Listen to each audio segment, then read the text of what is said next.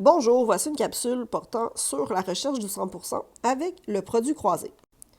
Donc, tout d'abord, qu'est-ce que c'est le produit croisé?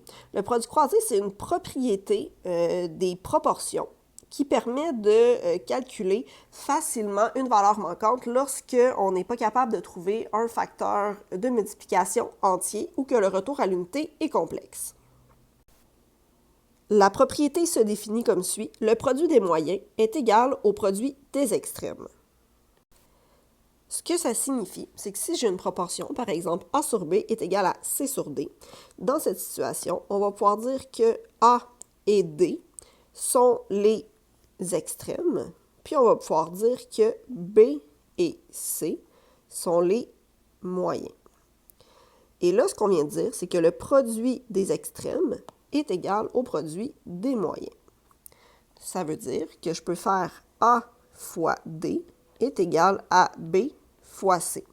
Donc, je vais pouvoir multiplier en croix, c'est pour ça qu'on l'appelle le produit croisé, les deux informations. Puis à partir de là, on va regarder en contexte ce qu'on peut faire pour faciliter notre tâche. Donc, on nous dit que 5% d'un nombre est 41,2 et on cherche le nombre. Donc, de la même façon qu'on créait nos proportions dans les derniers problèmes, donc j'ai une proportion à créer, on a une part qui est représentée par 5% et qui est équivalent à 41,2. Et nous, on cherche le nombre complet, donc le total, on cherche le 100%.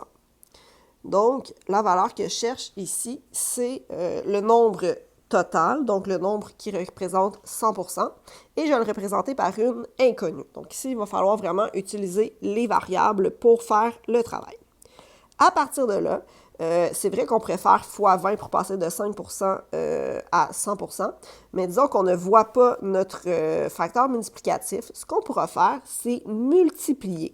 Donc, je peux multiplier 5 fois la valeur de l'inconnu, qui va être égale au produit donc, des moyens, 100 fois 41,2. Puis là, ce que je vais faire, c'est que j'ai 5 fois une valeur inconnue qui donne 100 fois 41,2. 100 fois 41,2, je suis capable de le calculer.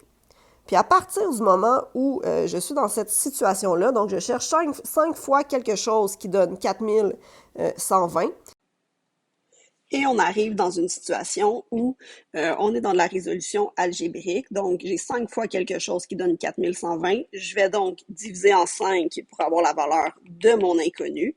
Et à ce moment-là, donc, je trouvais que la valeur de x, c'est 824. Et je peux aller valider ma réponse en testant ce que j'ai trouvé. Donc, on disait que 5% du nombre, c'est 41,2. Donc, si je fais 5% de 824, on obtient bel et bien 41,2. Et donc, de la même façon, si on a 150% d'un nombre qui vaut 375 et qu'on cherche le nombre, donc je vais me créer ma proportion dans un premier temps. Je sais que 150%, c'est équivalent à 375. Nous, on cherche le nombre et donc on cherche 100% en réalité puisque c'est le nombre de départ. À partir de là, donc je cherche la valeur du nombre. Je vais pouvoir effectuer le produit croisé, donc multiplier 150 fois mon inconnu que j'ai choisi ici, y. Donc les extrêmes, c'est égal au produit des moyens, donc 100 fois 375. Donc j'ai 150 fois quelque chose qui donne 100 fois 375. Donc 100 fois 375, ça se calcule, 37 500. Et là, mais j'ai 150 fois y qui est égal à 37 500. On cherche la valeur du y, donc 150 fois trop grand. Je vais diviser par 150 de chaque côté. Et ça permet de trouver ma valeur manquante, dans ce cas-ci, 250. Donc, de la même façon, je peux toujours aller valider. Donc, si je fais 150% de 250. Donc, 150%, c'est 1,5 si on le met en nombre décimal. Ça donne bel et bien 375. Donc là, il faut faire attention. Notre nombre, dans ce cas-ci, c'est 250 et pas 375.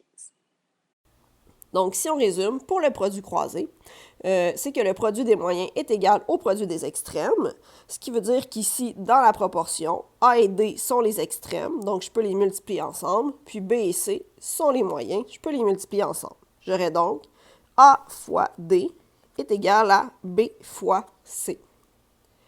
Et à partir de là, avec les informations qu'on a, on va être capable de trouver notre valeur manquante. Merci!